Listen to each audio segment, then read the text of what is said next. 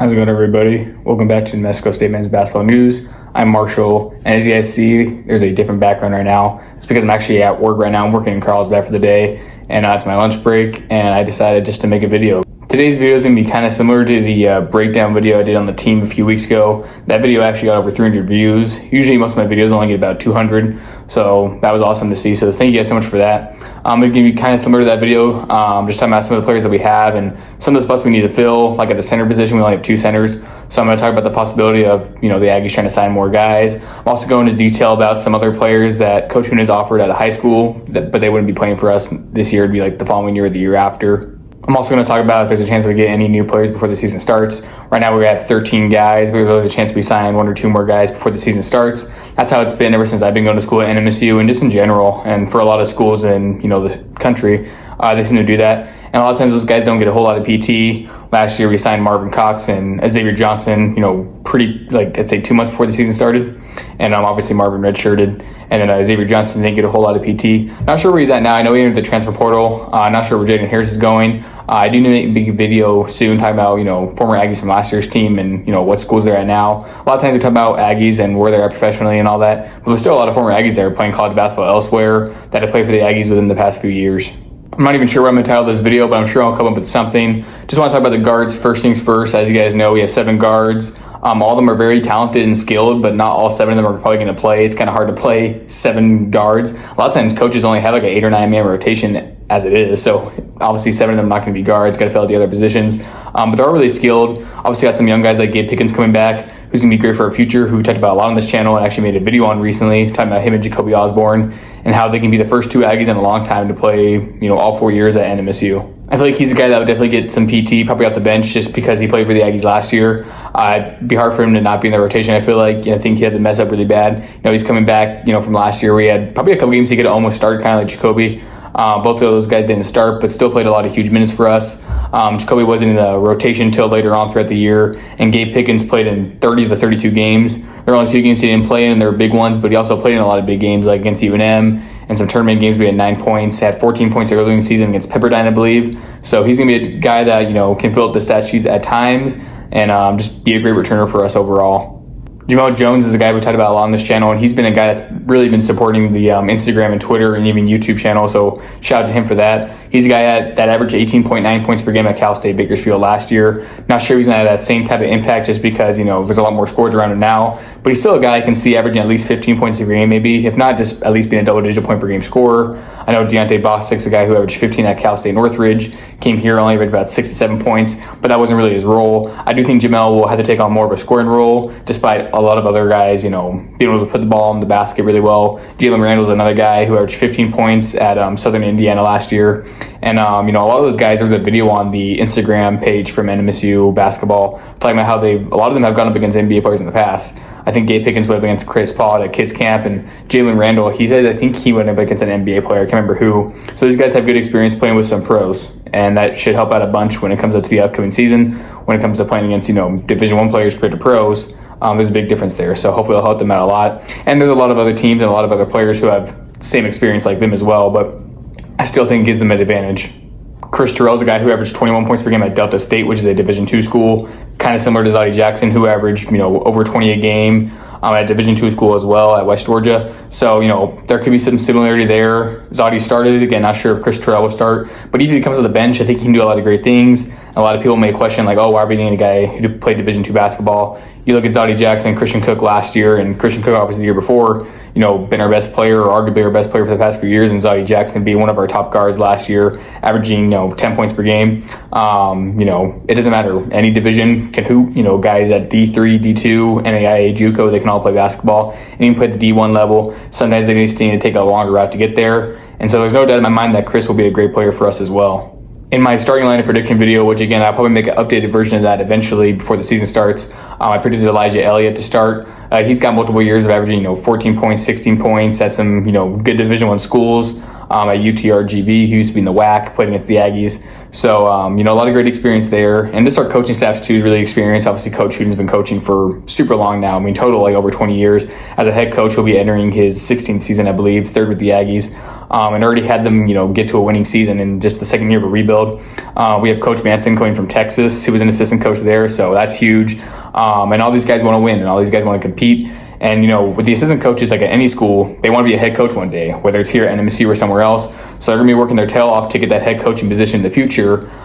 So even if it's not at NMSU, we know that they're going to at least be working hard for us. Tanyante Thomas brings a lot of experience playing for Coach Hooten and coaching under him at Sam Houston and New Mexico State. So that's going to be great to have.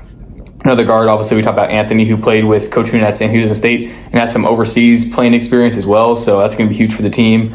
Overall, the guards are going to really help us out a bunch, and same with the coaching staff. Guards are not the issue. There doesn't need any more guards signed, and if there are, I highly doubt they'll play. When it comes to forwards, obviously, Kyrie Smolin and Julius Mims are two guys we talked about a lot, and two guys who have been supporting my social media outlets, so shout out to them for that as well. But they're just great players. I mean, Julius comes from Idaho, having multiple seasons. He averaged 11 his first year, 8 his second year.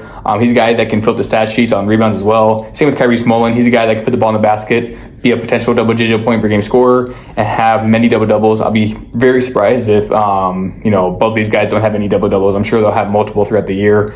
Obviously, we're bringing back Marvin Cox and Jacoby Osborne. Talked about Marvin earlier being a redshirt. Hopefully, he can get in and get some PT this upcoming year. And Jacoby Osborne brings some tenacious defense, and I'm sure he was really close to starting some games last year.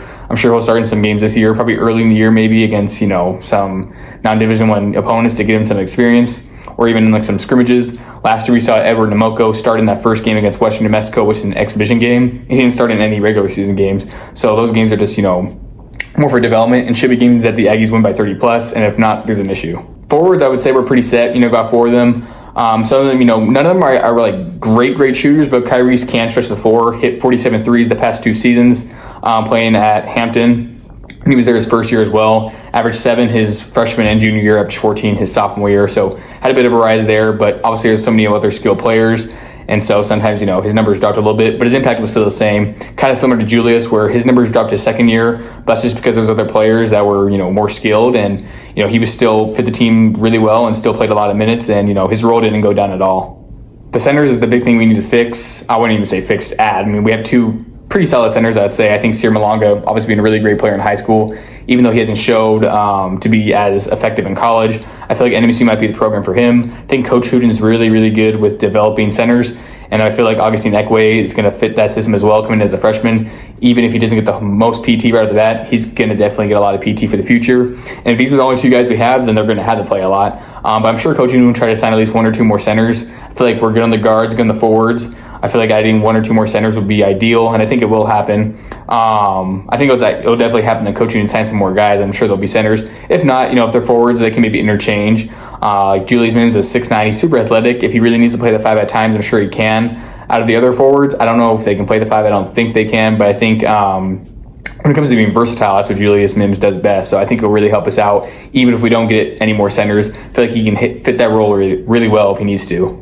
Mo Aramis, I think is how you say his name. He's a guy who was in high school and Coach Hooten offered him. He's a part of the class of 2026, so he'll be graduating high school this next year. Him being 6'10" and being a forward, he probably could play the center as well. Obviously wouldn't be for the Aggies this year, but even if our centers aren't too dominant this year, I'm sure they can be dominant for years, especially with, Augustine being a freshman, and I think Sierra Malonga is only going to be a junior. So hopefully those guys can stay and develop just like Gabe and Jacoby, and hopefully it all works out well. Out of the 13 players, 3 of them are returners, 10 of them are new signees. So whenever they play in the Pan Am for the first time, obviously us fans want to show them like what we're all about. Because again, Coach Hooten started off 19-4 in his first 23 games as head coach at the Pan American Center. If this Aggie team can have any type of success like that and be as successful as they were on the road last year, great things are coming, and I'm really excited for that. Obviously, the Aggies, they do what they do on the court, and they win the games themselves. But I think us being there and cheering them on really helps them out and motivates them to win a lot more. So if you want the Aggies to have a great year next year with all these new players and all these great players overall, make sure you're in the Pan Am. Obviously, I'm a student, so it's free for me. I'm not sure how much it costs for an average ticket. Maybe let me know in the comments. I'm actually curious about that because I've heard different things. I've heard 10, 20, 40. I'm not sure if those are off or not. So let me know in the comments how much they actually do cost, because obviously when I graduate next year and I want to go to an Aggie game in the future, you probably know that. It'll be good information to have for sure. That's going to close out the video for today. Just wanted to give more of a quick update because there haven't been any new players signed within the past month. I think the last player Coach Hooten signed was Jalen Randall, and that was the end of last month. And I was surprised it was another guard. But again, it's going to be really interesting. I'm really excited to see, how Coach Hooten and his staff, distinguish who's going to be playing out of those guards and who's not.